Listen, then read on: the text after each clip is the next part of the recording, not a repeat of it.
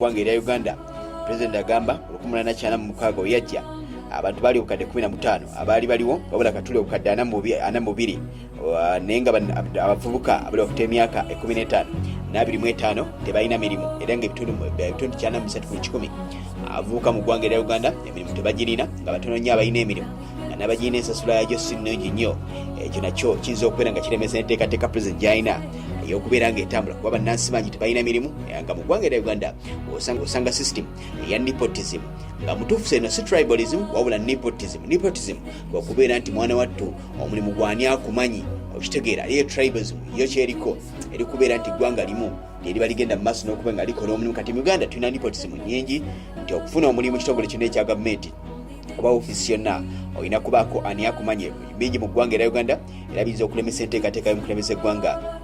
eyokubeera nga olwanyisa ebbula ly'emirimu okubeera nga ligenda mu maaso n'okubeerawo. Ensonga lwekiyinza okubeera nga kiremesa obwavu bungi nnyo mu ggwanga erya Uganda mu kiseera kino mukulembeze alekedde okubeera nga alwanyisa obwavu obusukidde mu ggwanga erya Uganda nga bannayuganda ebitundu 19.7 baavu nnyo ebitagambika nga bawangalira ku ddoola emu ey'ensimbi eza America obaze mu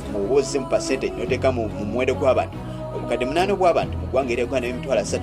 tebalina mirimu. Omukulembeze eggwanga nteekateeka kizaakoze okubeera nti mwana wattu alwanyisa ebbula ly'emirimu eriyo mu ggwanga erya Uganda nga n'abo bagirina ensasula gye bagenda mu maaso n'okusasulwamu yakibbi nnyo. Abagagga tebabasasula n'amakulampuni ne gabasasula gattako ne wabeera nti bannamawulire bagenda mu maaso n'okukola era basasula kitono nnyo wadde nti bagenda mu maaso n'okubeera nti bakola nnyo. Omukulembeze eggwanga alekedde okubeera nti ekirala kyakirowoozaako kiba nga abantu ebitundu 19 n'obutundu 7 ku 10 tebalina mirimu mu ggwanga erya Uganda era baavu ebitagambika. Obuli bwenguzi bungi mu ggwanga erya Uganda era simanyi omukulembeze eggwanga mu kiseera kino kyagenda kubeera nti akola olw'ensonga obuli bwenguzi bwo bwennyini mu bitongole bya gavumenti ebisinga obungi amakampuni mangi mu ggwanga erya Uganda mu kulya enguzi mayitirivu nnyo era nga bakulembera enguzi bamu ku bakulembeze mu ggwanga ab'enkizo babayita ab'entomi ng'oli ali ensimbi omukulembeze agezaako mukangavvula ng'amujjukiza mu ttalo gye bagenda mu maaso n'okulwanira ng'amujjukiza nga bwali musajja we nga n'abasinga bamutegeeza omukulembeze eggwanga nti mutuufu lwaki tulidde enguzi era wotukwatako jja beera nti mwana wattu weesimidde akalimu obuwuka olw'ensonga ffe bina bitukola tugezaa kubeera nga tukumira mu buyinza ogende mu maaso n'okwenyeeza ate ensonga zonna zikumira mukulembeze mu buyinza. Omukulembeze ayinza kubeera nga addamu kubeera nti ayogera ku nsonga y'obuli bw'enguzi. Obukiiko obungi obugenze mu maaso n'okuteera okuli akakiiko aka State House Anti-Corruption Committee agenda mu maaso n'okuteekebwawo akulirwa munnamagye amanyiddwa nga Edith Nakalema ayikika ofiisi ya gavumenti weeri erwanyisa n'okunoonyeza ku buli bulyake mu gavumenti byonna bigenze mu maaso n'okubaawo wabula ekyewunyisa nti enguzi mu ggwanga erya Uganda egenda mu maaso nakubeera nti ebokeramu era ensimbi z'omusozi zigenda mu maaso n'okutokomoka nga n'enguzi eyasembeyo okuba nti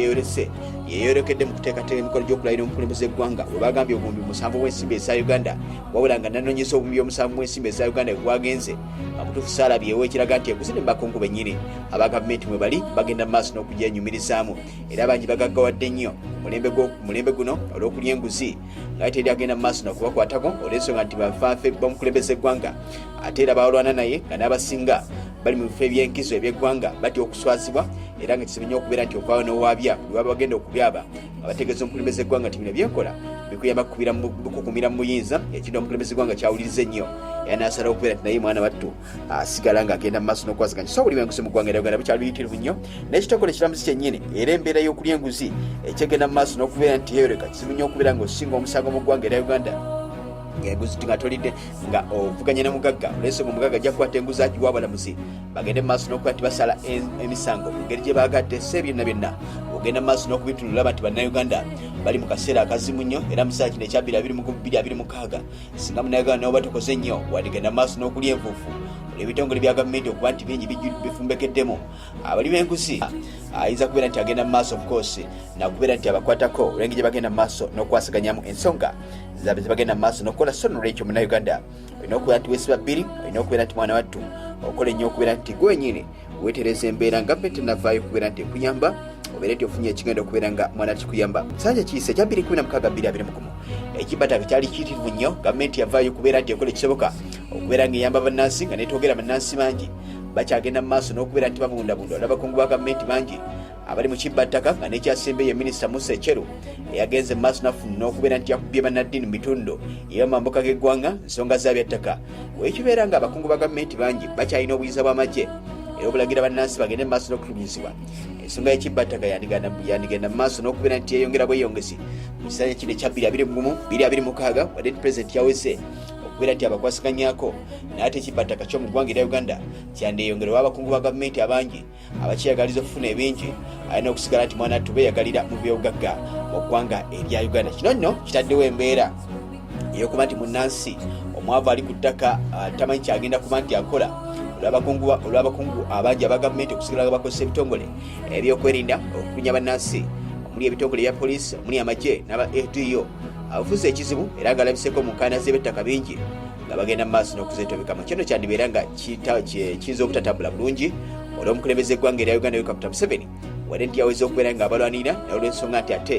waliwo abakungu bamuli okulusegere abeegumbulidde omuze gw'okubeera nti ettaka eryo balizza era ng'ekyasinga okubeera nga kikusinya ebitundu bya Buganda n'atuuka n'oteeka akakiiko k'omulamuzi Catherine Bamugameire kabeeko kikanoonyereza wala byonna bikanoonyereza yandigenda mu maaso n'okubeera nga bifa ttogge olw'okuba nti mwana wattu ababba ettaka bakyaliwo nnyo balamu nnyo ate balina n'abazzukulu ng'ate balina n'amaanyi mu magye balina amaanyi mu gavumenti yandibeera ekizibu nnyo era omukulembeze yandigenda mu maaso n'okuba nti kyakyogedde ekigenda kubeera nga kikola era ayinza obutalwanirira kimala kuba bennyini ababba ettaka be bakungu amu kwabo abali mu gavumenti ate ab'amaanyi ate ali mu bitongole eby'enkiso mu nsonga z'okutambuza eggwanga.